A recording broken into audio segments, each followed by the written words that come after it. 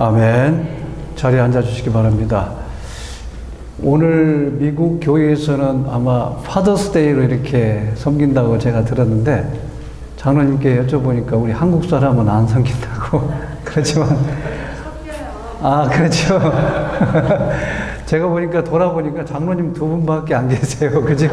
그래도 우리 장로님 두 분 그동안 아버지로서 그 무거운 짐을 이렇게 지시고 살아오신 그 우리 아버님 존경하는 마음 우리 힘찬 격려의 박수 한번 드리도록 하겠습니다. 제가 우리 갈보리 교회 이렇게 성도님들 뵐 때마다 아주 특별한 그러한 그 소감이 있습니다. 제가 섬기는 그리고 사역했던 곳은 우리 군 장병들을 대상으로 하다 보니까 어디를 가든지 구름같이 수많은 그러한 회중들이 있는 데서만 사역을 하면서는 못 느꼈습니다. 그런데 이렇게 미국에 와서 보니까 그렇게 많지 않은 숫자지만 그래도 참 신실하신 여러분들 뵐 때마다 눈물 날 정도로 존경스러운 마음이 들고, 예수님께서 왜 두세 사람이 모인 곳에 내가 그들과 함께 하시겠다고 하신 말씀이 무슨 말씀인지 굉장히 마음에 와닿습니다. 하나님께서 그 많은 회중들과 함께 드리는 예배도 기뻐하시지만 정말 여러분들과 같이 이렇게 두세 사람이 정말 빛도 없이 이름도 없이 드려지는 그 예배, 우리 하나님께서 기쁘게 흠양하시리라고 제 마음속에 확신합니다. 여러분들 존경하고 축복합니다. 여러분들 일본에서 이렇게 인기가 있었던 침묵이라는 혹시 책을 읽어보신 적 있으십니까? 예, 엔도 슈사크라는 그 작가의 책인데 17세기 일본 막무 시대에 기독교 박해에 대한 내용입니다. 정말 끔찍하고 잔인한 고문과 그러한 상상을 초월하는 박해의 어떤 실상을 이렇게 적나라하게 거론하는 내용인데, 그 내용을 보면 핵심적인 내용이 신앙을 만약에 거부하게 되면 하여튼 잔인하게 고문을 하고 죽이고 그렇지만 신앙을 만약에 인정을 하면, 근데 거부를 하게 되면 살려준다는 그런 선택의 그런 과정이 나옵니다. 그런데 선교사로 간 그 선교사가 그 회유에 수많은 고민과 고뇌를 하다가 결국은 앞에 성도들이 비참하게 고문당하는 모습을 보고 과연 하나님 어떤 게 하나님의 뜻입니까? 라고 질문을 하고 나서 결국은 신앙을 배반합니다. 어쩌면 우리 인간의 연약한 모습입니다. 사실 그 선택의 기로에서 그 선교사님이 하시는 말씀이 참 마음에 와닿습니다. 하나님, 이 고통의 순간에 당신의 백성들이 신앙의 지조를 지키기 위해서 이렇게 처절하게 몸부림치는데 당신은 왜 가만히 계십니까? 그렇게 질문하세요. 이 사일런스란 제목으로 영화로 제작된 이 책입니다. 그 부제에 어떻게 내용이 나왔냐면, 신음하는 이들에게 그분의 침묵을 어찌 설명해야 합니까? 그 영화의 부제에 광고에 그렇게 나와 있습니다. 결국은 신자들의 고통을 멈추기 위해서 예수님의 성화를 밟으라고 합니다. 그런데 밟을 것인가, 내가 목숨을 바칠 것인가, 이걸 고민하다가 결국은 그 성화를 밟습니다. 그 밟으면서 인간의 권위와 갈등을, 수많은 갈등을 통해서 과연 하나님의 심오한 뜻이 어디 있는가를 조금씩 알아가는 그러한 내용의 책입니다. 결론은 어떤 내용이냐면, 하나님의 침묵은 단순히 응답하지 않는 것이 아니라 인간의 고통과 함께 하시는 하나님의 다른 선택지라고 그렇게 결론을 내고 있습니다. 여러분들 어떻습니까? 지금까지 오랜 세월 지나오면서 신앙생활 해오시면서 하나님의 이러한 침묵을 혹시 경험하지 않으신 분이 있을까요? 왜 하나님께서 내 이런 기도 제목에 대해서 이렇게 응답하지 않으실까? 여기에 대한 고민을 안 해본 분이 분이 계실까요?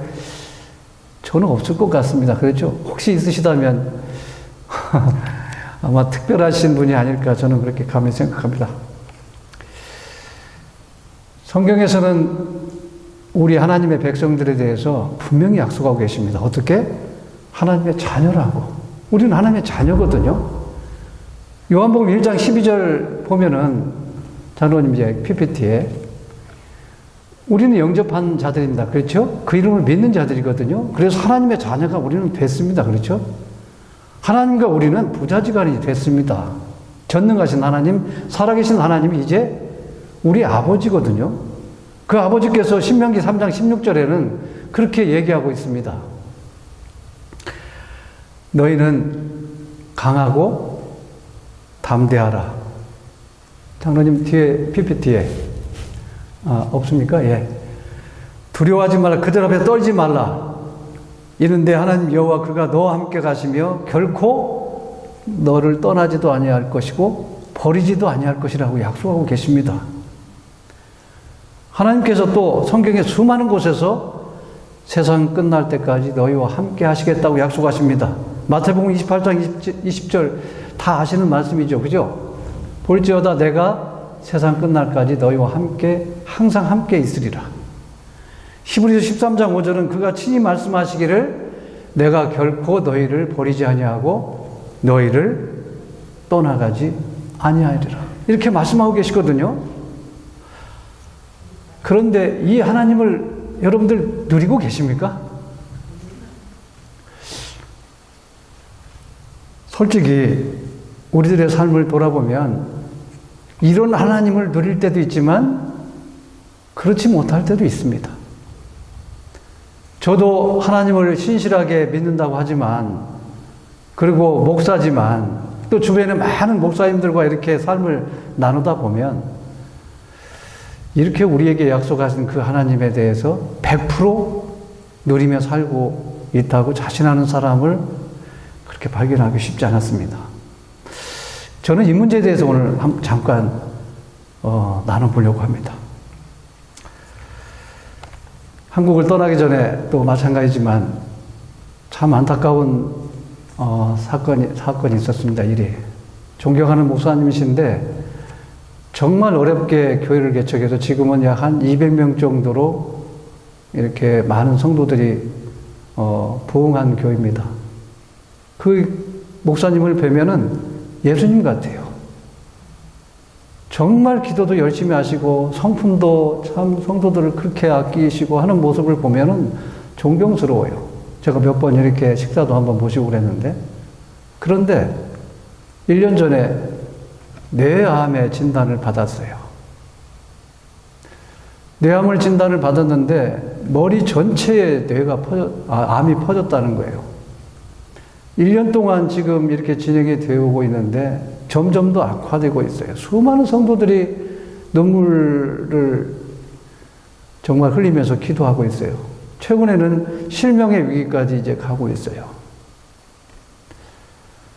하나님이 계시다면 왜 이럴까? 의문이 들어요.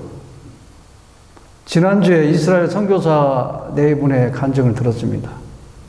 70세 정도 되시는데 두 분이서 정말 그 멋진 서울의 환경을 다 뒤로하고 이스라엘 선교사로 떠나기로 했어요. 2년이 지났는데 대형 교통사고가 났습니다. 남편분께서는 즉사하셨어요.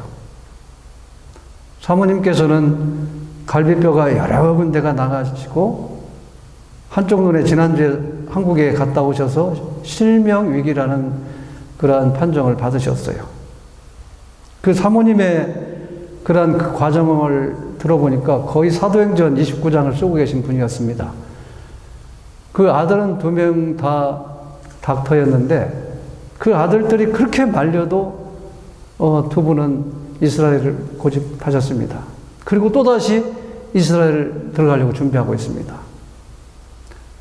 그분에게 제가 지난주에 한번 여쭤봤어요. 맨정신으로는 그렇게 못하실 것 같습니다. 그랬더니 맞대요. 인간적으로 생각하면 도저히 그 결단이 안 된대요.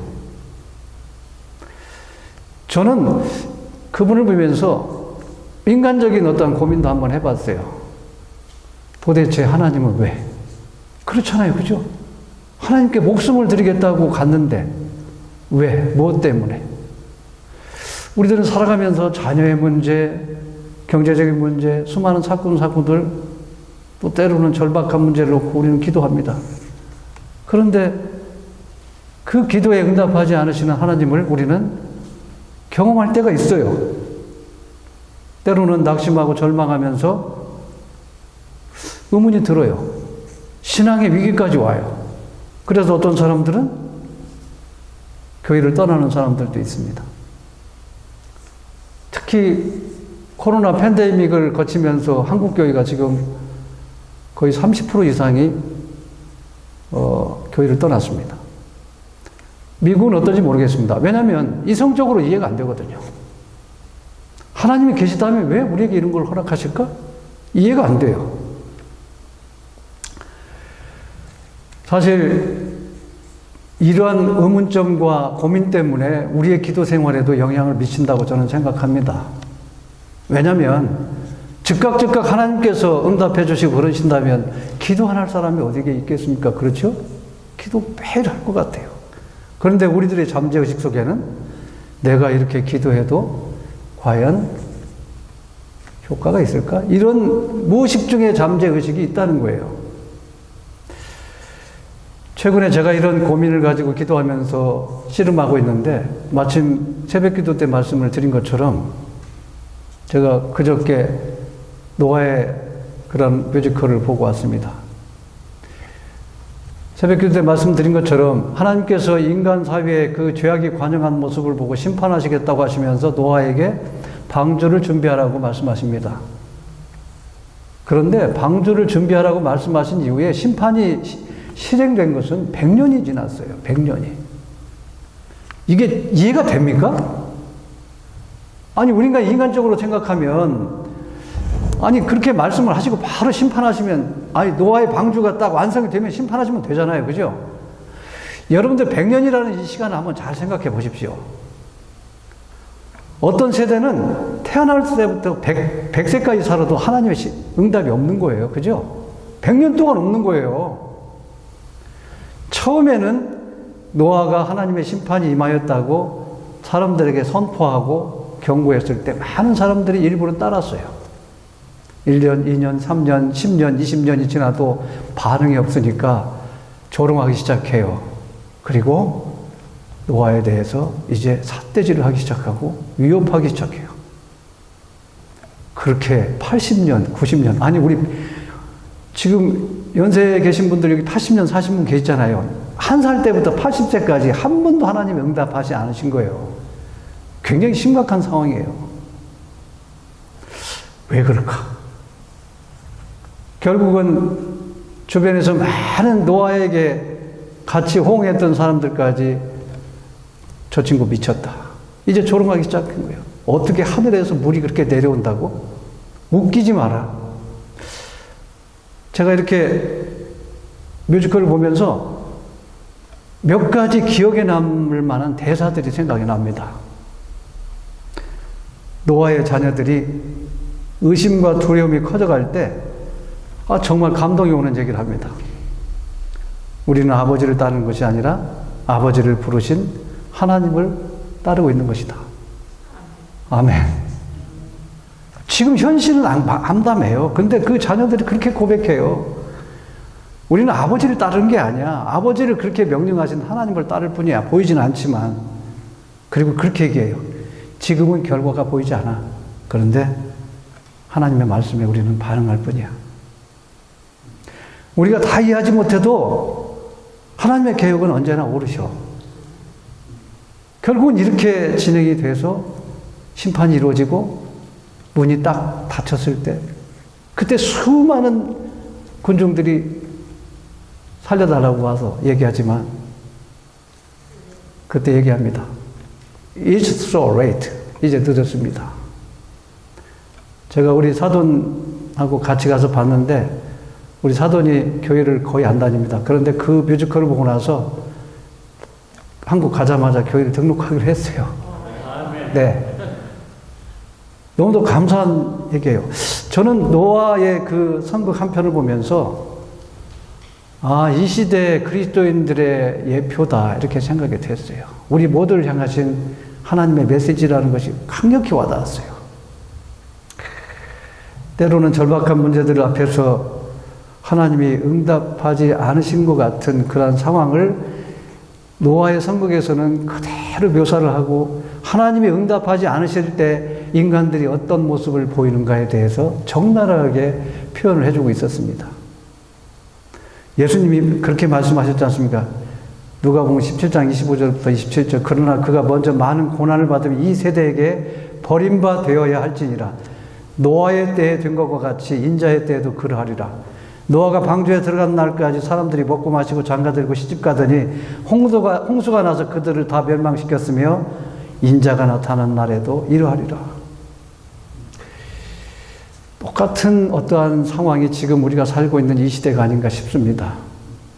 그런데 여러분들, 하나님의 이런 침묵과 부재와 같은 상황에 대해서 우리만 고민한 게 아닙니다. 성경에 나오는 위대한 그런 신앙인들도 다 같이 고민했더라고요. 다윗은 어떻습니까? 이 세상에 살다간 사람 중에서 하나님과 가장 친밀하게 살았던 사람이에요. 그죠? 하나님께서 뭐라고 다윗을 평가했지 않습니까? 내 마음에 합한 자라고. 그런 평가를 받은 사람이 하나도 없거든요. 그런데 오늘 시편 13편 1절 한번 읽어봤지 않습니까? 이렇게 얘기하고 있어요. 하나님 어느 때까지입니까? 여기서 어느 때까지라는 게 이게 무슨 얘기예요? 하나님의 이 고통이 끝나는 시간이 정확히 어떤 때입니까? 이 말씀입니까? 아닙니다. 여기에서는 언제 끝날지 모르는 영원할 것 같은 그 때가 언제까지입니까? 라고 지금 자기 고통을 호소하고 있는 거거든요. 아무리 기도해도 지금 응답하지 않으시는 하나님이에요. 다윗에게. 누구한테? 우리가 아니고 다윗에게.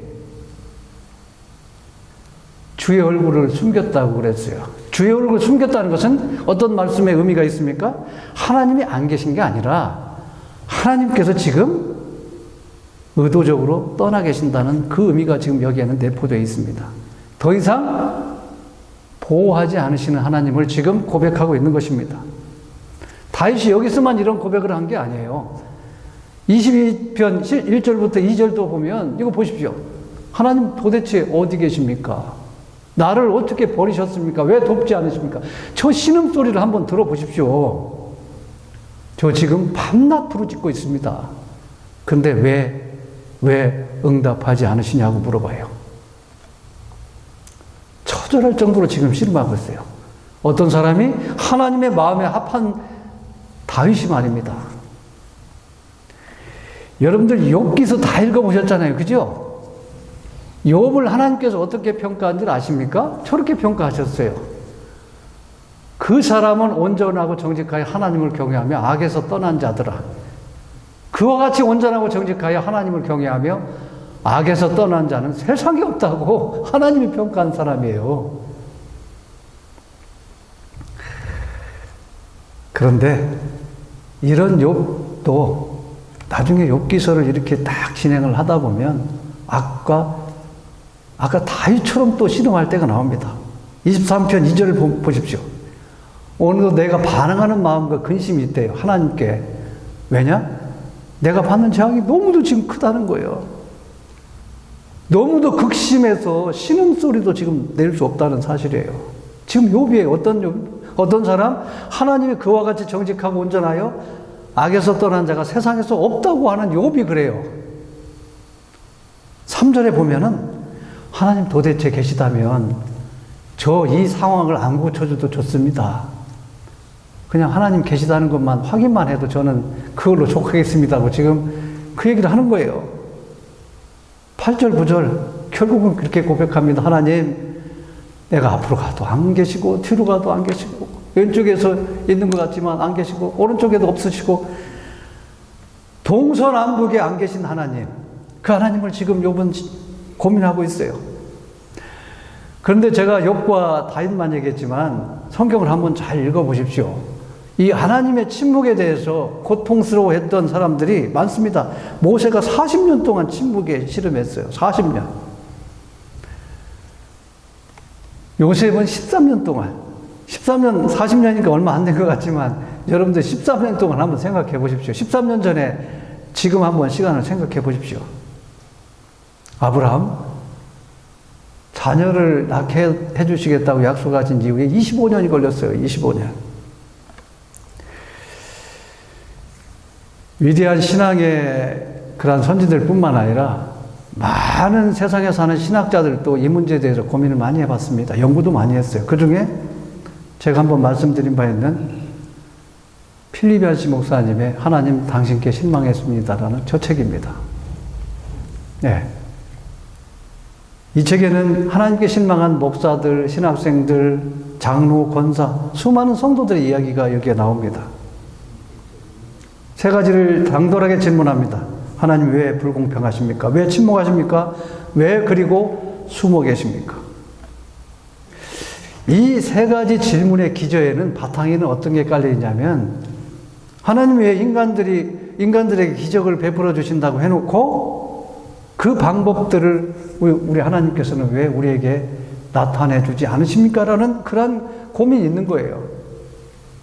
그런데 이 얀시 목사님이 어떤 걸 추적해 보냐면 여러분들 성경을 잘 읽어보시면 아시겠지만 구약에서는 실제 하나님께서 우리가 요구하는 대로 기적을 베풀어 주셨어요. 출애굽기에서 민수기까지 보시면 우리가 요구하는 기적들을 수많이 베풀어 주셨어요. 보면은 홍해의 기적을 베풀어 주셨습니다. 그 다음에 불기둥과 구름기둥을 베풀어 주셨어요. 그리고 또 보면은 반석에서 물을 내게 하셨어요. 이거 외에도 수많은 기적을 그 애굽을 출애굽할 때 10가지 기적도 보여주셨잖아요. 그죠? 그때 추적을 해본 거래요. 그렇게 우리에게 기적을 베풀어 주시면 우리는 하나님을 막 엄청 잘 믿을 것 같지만 아니었어요. 그들도 여전히 불순종했고 원망했고 또 하나님을 배반하는 그런 모습을 보이더라는 거예요. 하나님의 가시적인 눈에 보이는 현존이 그들의 믿음에 그렇게 영향을 안 미친다는 것을 필립 얀시 목사님은 증명을 합니다. 두 번째로 세상의 불이 악인이 고난당하고 악한 자가 잘 사는 것처럼 보이는 세상에 대해서 왜 하나님은 명확히 하지 않으실 거에 대한 고민을 욥기서를 통해서 고찰을 해가나갑니다. 그러면서 하나님의 침묵은 부재가 아니라 그 안에 우리가 알지 못하는 높고 신비한 목적과 뜻이 있음을 발견해 나가기 시작합니다. 그리고 아까 함께 나눴던 것처럼 하나님은 우리의 고통을 없애는 방법보다는 하나님이 친히 우리의 고통과 함께 하시는 그 선택지를 선택하시는 것을 결론을 행해 나갑니다. 그러면서 마지막에 그런 내용이 나와요. 참 우리 인간적으로 쉽게 이해가 되지 않는 부분입니다. 예수님께서 마지막에 십자가에 돌아가시면서 뭐라고 했습니까? 다윗이 고백했던 것처럼 고백했지 않습니까? 어찌하여 하나님 나를 버리시나이까? 그렇게 했지 않습니까? 그렇죠? 그럼 우리가 요구하는 대로, 우리가 원하는 대로 하면 하나님이 그 예수님을 십자가에서 내려오게 하시면 되잖아요. 그죠? 만약에 그렇게 하나님이 그 예수님의 기도를 부르짖음을 들으셨다면 인류 구원은 없는 겁니다. 우리는 천국 못 갑니다. 예수 그리스도의 십자가의 그 보혈로 인해서 우리는 천국을 갈 수 있는 길이 열린 거잖아요. 만약에 어찌하여 하나님 나를 버리셨습니까? 라고 예수님의 그 절절한 고난과 절규에 하나님이 응답하셨다면 우리들은 그냥 지옥 갈 수밖에 없는 그런 존재로 남을 수밖에 없었다는 거예요. 우리 인간의 이성으로는 이해할 수 없는 부분이에요. 필립 얀시 목사님이 결론을 냅니다. 하나님의 침묵은 분명히 부재가 아니라 성숙과 숙성을 위해서 우리를 빚어가시는 거룩한 과정이다.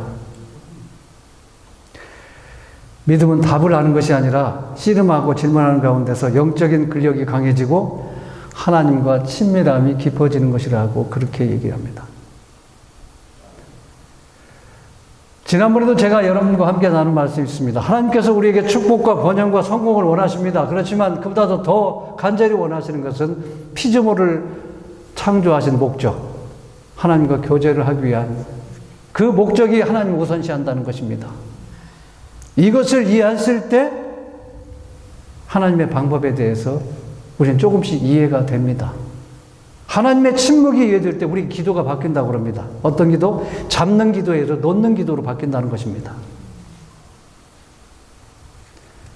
하나님의 침묵이 이해될 때 우리 기도가 하나님 이렇게 해 주십시오가 아니라 하나님 그러셨군요. 알겠습니다로 바뀐다는 거예요. 쉽지 않은 문제입니다. 그죠? 근데 하나님께서는 거기까지 이르시기를 원하신다는 것이죠. 그러면서 필리비아스 목사님이 당신들이 하나님이 한번 돼봐라. 당신들은 어떻게 할 것인가? 고난이나 문제에 대해서 하나님의 입장에 대해서 한번 생각해봐라. 여러분들 성경 전체를 통해서 깊이 흐르는 한 가지 중요한 이슈가 있습니다. 지난번에도 함께 나눈 것처럼 하나님께서 인간들에게 프리윌, 자유의지를 주시고 나서 도박을 하셨다는 거잖아요. 그죠? 로봇을 안 만드시고 도박을 하셨다는 거예요. 자유의지를 주시는 거예요. 하나님 성경 전체에 흐르는 가장 중요한 맥락이 뭔 줄 아십니까? 하나님은 인간들의 자유의지를 끝까지 지켜주세요. 만약에 그 자유의지를 지켜주지 않으신다면 우리 인간은 로봇나 마찬가지예요. 하나님 우리를 이렇게 해주십시오라고 그대로 원한다면 우리는 로봇처럼 만들어 주십시오라고 똑같다는 얘기를 하는 거예요. 이 하나님의 침묵에 대해서 이해가 되고 그 경지까지 올라갔을 때 다윗이 어떻게 고백한 줄 아십니까? 오늘 본문의 13장 6절 내가 여호와를 찬송하리니 이는 주께서 내게 은덕을 베푸심이로다. 이 결단까지 가신 거, 이 단계까지. 아까 앞에 부분에 어떤 내용이었습니까? 하나님 도대체 언제까지입니까? 어디 계십니까? 이렇게 했잖아요. 그죠?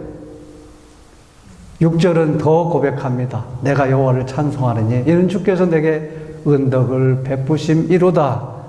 1절부터 6절까지 쉽지 않습니다. 그런데 이렇게 고백합니다.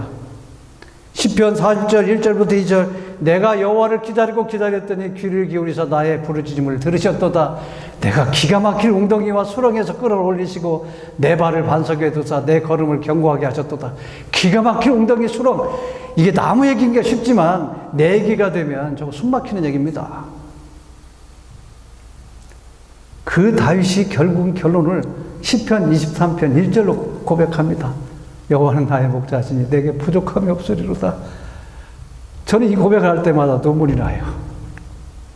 제가 부족함이 없는 걸 느끼기 때문에 그렇습니다. 시편 23편 6절 여호와 내 평생의 선하심과 인자하심이 반드시 나를 따르니 내가 여호와의 집에 영원히 살리로다. 하나님이 없는 것 같고 끝나지 않을 것 같은 고난, 도저히 이해가 되지 않는 그런 상황 속에서 몸부림쳤던 다윗의 고백이에요. 욥이 어땠습니까? 동서남북 어디를 가도 안 계셨잖아요. 그죠? 하나님 도대체 하나님이 계시다는 그 증거만이라도 좀 보여주십시오. 그렇게 했잖아요. 그 욥의 진행이 어느 때까지 가신 줄 아십니까? 38장까지 가요. 42장 5절에 그렇게 욥이 이렇게 얘기합니다. 내가 주께 대하여 귀로 듣기만 하였사오나 이제는 눈으로 주를 배움나이다. 하나님은 우리를 이 단계까지 가시기를 원하십니다. 그런데 주목해야 될 게 있어요. 욥이 42장 5절을 고백할 때 욥의 상황이 완전히 바뀐 게 아니에요. 바뀐 게 아니에요. 지금도 처절한 고통 가운데 있어요. 근데 고백해요. 이 고백이 있은 이후에 어떤 일이 일어난지 아시죠? 그죠? 갑절에 복을 주신 하나님. 지금 42장 5절에는 지금 욥의 상황이 안 바뀌었습니다. 안 바뀌었는데 내가 주께 대해서 귀로 듣기만 하였사오나 이제 눈으로 주를 봅니다. 이렇게 얘기해요. 말씀드린 적이 있는데 저도 개인적으로 지금 이 자리에 섰다는 자체가 기적입니다. 왜냐하면 하나님의 살아계심입니다. 제가 우리 자녀가 둘인데 유서를 남겼습니다. 왜냐하면 도저히 삶의 앞날이 보이지 않기 때문에. 그리고 제 지금 모든 수치가 더 이상 제가 이제 삶을 살 힘이 없었기 때문에 99년 3월 14일 날 제가 우리 자녀들 두 명한테 정중히 제가 유서를 썼습니다. 너희들은 이해가 되지 않을 것이다. 아빠가 그렇게 열심히 신앙적으로 달려왔는데 하나님께서 아빠를 데려가신다면 이해를 못할 것이다. 그렇지만 지금은 이해하지 못할 것이지만 세월이 지나고 나서 내가 하나님의 그 깊은 뜻을 알고 나서는 이해할 것이다. 아빠가 미안하지만 지금은 먼저 세상을 떠나지만 나중에 천국에서 기쁘게 만나자. 그 요지로 제가 우리 아이들한테 요서를 2개를 썼었습니다. 근데 지금도 살아있어요. 예. 오면서 제가 우리 성사모님한테도 말씀드렸어요. 제가 군생활을 마무리하면서 암 환자보다도 더 높은 등급의 보상을 받고 전역을 할 정도로 굉장히 심각한 상황이었습니다. 그런데 지금도 병원에 다닙니다. 6개월에 한 번씩 갑니다. 갔는데 닥터가 크게 통제를 않습니다. 닥터도 아마 굉장히 의문이 들 거예요. 제 간절한 소망이 있었습니다. 그 병사들 앞에서 찬양을 하면서 항상 기도했습니다. 하나님, 지금 데려가 주시면 얼마나 좋지 않을까요? 왜냐하면 저는 그 찬양을 하다가 그 단상에서 저를 데려가시면 정말 좋겠다는 생각이 항상 했습니다. 근데 지금까지도 제가 이렇게 살아 있습니다. 그래서 믿지 않는 우리 부하들도 가끔 그럽니다. 소장님 보면은 저는 하나님을 안 믿지만 하나님이 계신 것 같습니다. 그런 얘기를 참 많이 들었습니다. 시간이 없어서 다 말씀드리지 못합니다. 저는 그렇게 해서 고백합니다. 시편 118편 5절 내가 고통 중에 여호와께 부르짖었더니 여호와께서 응답하시고 나를 넓은 곳에 세우셨도다. 내가 죽지 않고 살아서 여호와께서 하신 일을 선포하리로다. 여호와께서 나를 심히 경책하셔서도 죽음에는 넘기지 아니하셨도다. 제가 큰 어둠을 지나고 나서 성경을 봤는데 저 내용이 있더라고요. 그래서 하나님이 저를 위해서 저 성경을 써놓으신 거 아닌가 그런 생각이 할 때도 있었습니다. 여러분들 때로는 하나님이 침묵하시고 부재 같은 상황을 우리는 맞이할 때가 있습니다.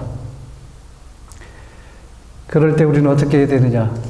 오늘 성경은 우리에게 말씀하고 계십니다. 다윗을 통해서, 욥을 통해서 문제보다 크시고 우리의 생각보다 높으신 하나님, 이사야 55장 8절부터 9절은 그렇게 우리에게 말씀하십니다. 내 생각이 너희의 생각과 다르며 내 길은 너희의 길과 다름이니라. 여호와의 말씀이니라. 이는 하늘이 땅보다 높음 같이 내 길은 너희의 길보다 높으며 내 생각은 너희의 생각보다 높으니라. 아멘. 그런데 아멘 이게 잘하셔야 됩니다. 이 단계까지 가기가 쉽지 않습니다. 제 경험입니다.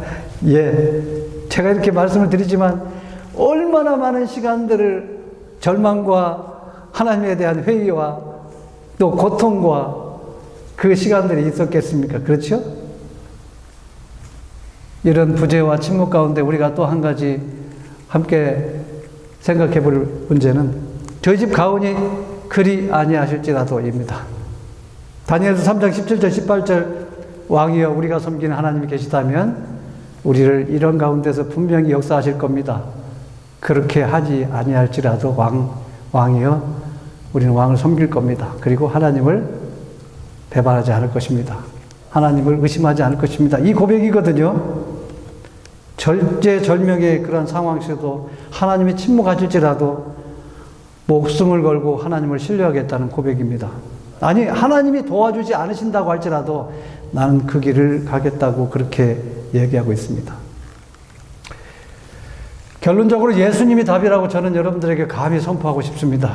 지난번에도 말씀드린 것처럼 이 세상은 이 세상으로 충만하면 예수로 충만하지 않으면 세상으로 충만하게 되어 있습니다. 그러면 하나님이 크게 안 보입니다.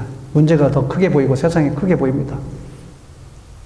에베소 4장 13절부터 14절 우리가 다 하나님을 아는 것과 또 믿는 것과 하는 일이 하나가 되어 온전한 사람을 이루어 그리스도의 장성한 분량이 충만한 데까지 이르느니 이렇게 돼야 세상의 풍조에 빌려 요동하지 않게 하려 함이라고 성경은 우리에게 증거하고 있습니다. 이 단계까지 가야 된다는 겁니다.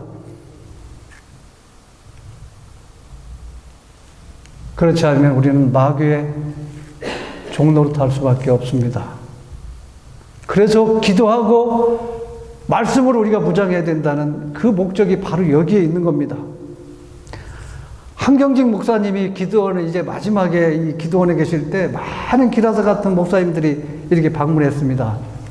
방문하시고 나서 마지막 목사님을 떠나면서 목사님 덕담 한마디만 해주십시오 하고 부탁드렸을 때 한경직 목사님이 뭐라고 했는 줄 아십니까? 예수 잘 믿어. 기라사 같은 목사님들한테. 저는 이 말씀이 너무도 저절이 와닿아요. 예수 안 믿는 목사님들 많아요. 제가 보니까. 아니, 조금만 믿는 목사님들 많아요. 다 마찬가지인 것 같아요. 기도하지 않으면 사탄의 밥이 됩니다. 그래서 마틴 루터가 하루 2시간 이상 기도하지 않으면 그날은 사탄에게 패배한 날이라고 감히 얘기했던 것입니다. 말씀을 맺겠습니다. 성도들도 세상에서 병이 들고 가난해질 수 있고 사건 사고가 날 수 있다고 성경이 얘기하고 있습니다. 어떤 사람들은 성경에 그게 없다고 하는데 성경이 그대로 얘기하고 있습니다. 불신자들이 우리를 보면서 야 하나님 어디 계셔? 또 하나님 계시다면 그런 모습이야? 그렇게 비웃을 수도 있습니다. 그런데 우리를 믿는 사람들은 뭔가 달라야 됩니다. 어떤 것? 눈앞에 문제에 지배당하는 자들이 아니라 그 현실과 문제에 넘어 계시는 그 하나님을 볼 수 있는 그러한 믿음이 그 믿음으로 살아가야 되는 그러한 자들이 되어야 됩니다. 그 어떤 상황 속에서도 다윗이 고백했던 것처럼 욥이 고백했던 것처럼 그 하나님을 고백하고 누리며 살아가는 우리 귀하신 우리 월드오프 갈보리 교회 성도님 되시길 주의 이름으로 축복합니다. 아멘. 우리 말씀을 생각하면서 우리 기도하겠습니다. 소리를 내도 좋고 침묵으로 기도해도 좋습니다. 하나님이 참 이해가 되지 않을 때도 있습니다. 아니 도대체 하나님이 왜 이러실까 하는 의문이 들 때도 있습니다. 그렇지만 오늘 말씀처럼 다윗이 고백했던 것처럼 욥이 고백했던 것처럼 하나님 우리를 떠난 것이 아니라 여전히 우리와 함께 해주시고 우리의 방법과 다른 방법으로 하나님은 일하고 계심을 저희들은 보고 있습니다.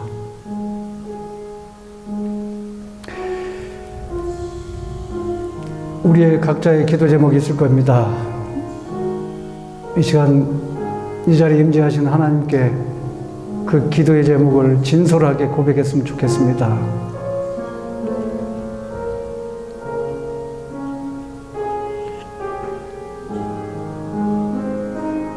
우리 모두가 다윗과 같이 욥과 같이 당장 눈앞의 현실은 어렵고 힘들지만 지금까지는 내가 주에 대해서 귀로만 들었지만 이제는 눈으로 주를 봅니다라고 고백할 수 있는 그런 우리의 믿음을 달라고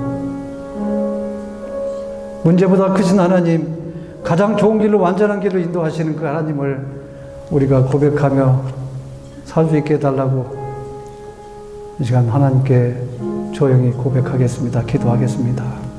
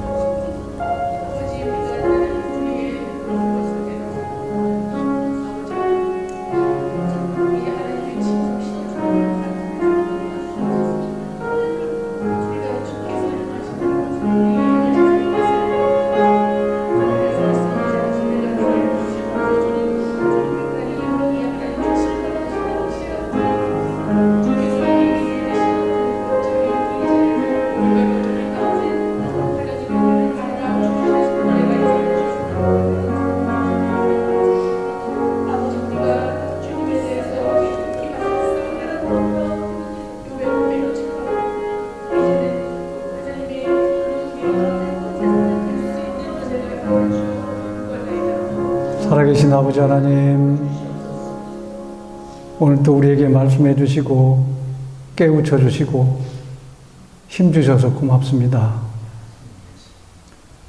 저희들을 하나님의 자녀로 삼아 주시고 떠나지 않으시겠다고 말씀하시고 버리지 않겠다고 말씀하셨고 세상 끝날 때까지 함께 하시겠다고 우리에게 약속하신 하나님, 그렇지만 저희들 세상 살아가면서 하나님을 믿는다고 하면서도 그 약속대로 누리며 살지 못하는 우리의 연약함이 있음을 오늘도 이렇게 주님 앞에 고백합니다. 저도 너무 힘들 때도 있습니다. 아니, 하나님 이해되지 않을 때도 있습니다. 그렇지만 여전히 우리를 향하신 그 하나님의 신실하심을 믿음으로 바라보며 오늘도 주님 앞에 엎드립니다. 우리의 생각보다 높으신 하나님, 문제보다 크신 하나님, 그 하나님을 누리며 살아갈 수 있는 저희들이 되게 도와주옵소서. 우리의 부족한 믿음을 더하여 주옵소서. 그리하여 다윗이 찬양했던 것처럼 여호와는 나의 목자시니 내게 부족함이 없으리로다. 이 고백으로 살아가는 우리 월돌프 갈보리 교회 귀한 성도님들 되게 하여 주옵소서. 우리 구주 예수 그리스도의 이름으로 기도하옵나이다. 아멘. 다 같이 일어나셔서 찬송가 380